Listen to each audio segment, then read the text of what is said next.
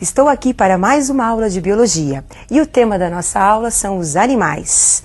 E eu preparei uma questão para vocês para desenvolver durante essa aula. Em uma praia existem fixados às rochas, anêmonas e mexilhões. Há também águas-vivas e camarões nadando. A que filos pertencem esses animais? Vocês sabem que diante da diversidade dos animais que nós encontramos na natureza, apesar dessa diversidade, nós temos também algumas semelhanças entre esses animais. Semelhanças essas que permitem os biólogos classificarem esses animais, de acordo com algumas evidências ecológicas ou também anatômicas e também evidências no processo evolutivo. É a mesma coisa de você imaginar uma cena. Você vai a um supermercado e nesse supermercado você encontra nas prateleiras produtos misturados. Fica difícil de você encontrar aquele produto que você quer comprar. Então, o que os funcionários realizam? Os funcionários separam os produtos de acordo com alguns critérios. Então, nós temos prateleiras com produtos de higiene pessoal, prateleiras com produtos de limpeza. E essas prateleiras facilitam você encontrar aquele produto que você está procurando. Assim, os animais. Para facilitar o seu estudo, os biólogos classificam os animais. E agora eu gostaria que vocês observassem alguns tipos de animais. No reino animal, nós vamos encontrar a água-viva, um selenterado. Esse animal nadante e também marinho. Camarão, um animal muito importante economicamente. Esse animal apresenta patas articuladas e corresponde ao filo dos artrópodes. O gato, mamífero. E o homem? De acordo, então, com esse grupo diverso de animais que foi apresentado nas figuras anteriores para vocês, como é que nós vamos classificar? Vocês viram as diferenças que existem entre esses animais, mas nós podemos encontrar algumas semelhanças entre eles. Com isso, agora, eu gostaria que vocês acompanhassem um dos animais que nós escolhemos para classificar. Observe agora a tabela. Todos esses animais estão dentro do reino Animalia. Reino de todos os animais. No caso do gato, ele pertence ao filo, que é o filo do Chordata. Além do gato, nós temos também o homem. Dentro do filo Chordata, nós vamos encontrar o subfilo, que é o subfilo Vertebrata, dos animais que apresentam vértebras. E dentro do subfilo dos vertebrados, nós vamos encontrar a classe Mammalia, dos mamíferos. E o gato pertence a uma ordem carnívora. E dentro da ordem, ele pertence à família Felidae. E também dentro da família, o gênero Felis e a espécie Felis catus. Observem que o nome da espécie do gato é representado pelo primeiro nome do gênero, letra maiúscula, e o segundo nome é a letra minúscula, catus. A espécie, o nome da espécie é sempre binominal, formado pelo gênero e a espécie do animal. Então, como nós acabamos de observar, nós temos o reino Animalia e dentro do reino Animalia vários filos. E você precisa conhecer os principais representantes desses filos. Dentro do reino Animalia, nós temos os que são conhecidos como invertebrados, que são os animais que não apresentam vértebras, e temos os animais vertebrados, que apresentam vértebras. E agora nós vamos conhecer alguns representantes do filo dos invertebrados. Nós temos aí poríferos.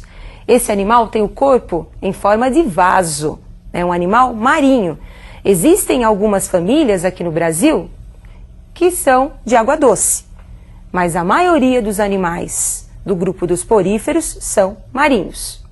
Temos aí o grupo dos selenterados, representantes aí água-viva, que é um animal nadante. Parece, às vezes, um guarda-chuva. Ao lado vocês vão observar as anêmonas, fixas às rochas. Plateumintos. Nós temos verme importante que está representado aí para vocês, que é a solitária, parasita humano, que pode ser transmitido através da carne de porco ou através da carne de boi. Temos aí, próximo filo, asqueumintos. Também pode ser chamados de nematóides. Esse representante do filo dos asqueumintos é o Ascaris lumbricoides, que vocês conhecem como lombriga, causador de uma doença conhecida como ascaridíase. Próximo filo, anelídeos. Observem a presença desse anel, é o clitelo. Esse anel participa do processo de fecundação das minhocas. Então, a minhoca, representada aí como um animal do grupo dos anelídeos, apresenta o seu corpo segmentado. Nesse grupo, nós vamos encontrar os dois sexos no mesmo animal. Então, esse animal é conhecido como hermafrodita, ou também um animal monóico. Nós vamos encontrar o sexo feminino e o masculino juntos no mesmo animal. Filo dos moluscos. Principal característica desses animais é o corpo mole. E este animal que vocês estão observando, que apresentam duas conchas, é um animal bivalva, uma ostra. Protegendo a parte interna do animal, esta ostra é secretada. E ao lado vocês estão observando um polvo. O polvo é um animal cefalópode, porque apresenta a cabeça bastante desenvolvida. Esse animal não apresenta concha, como vocês estão observando. Ele não apresenta nem interna e nem externa sua concha.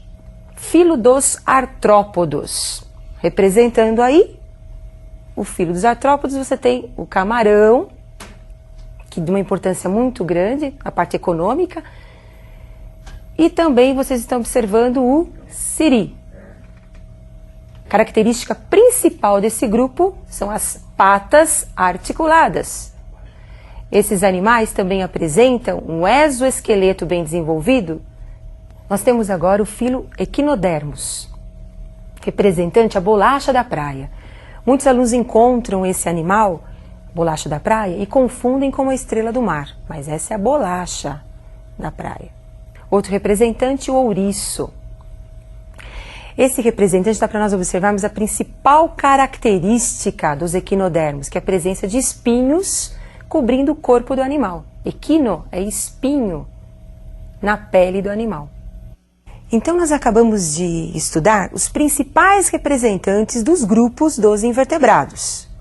Observem que nós colocamos as principais características, tem que se aprofundar aí para conhecer um pouquinho mais sobre esses animais. Mas é só para você aí de casa ter uma noção de quais são os representantes do grupo dos invertebrados. Mas agora nós vamos conhecer também os representantes dos grupos dos vertebrados, que são aqueles animais que apresentam vértebras.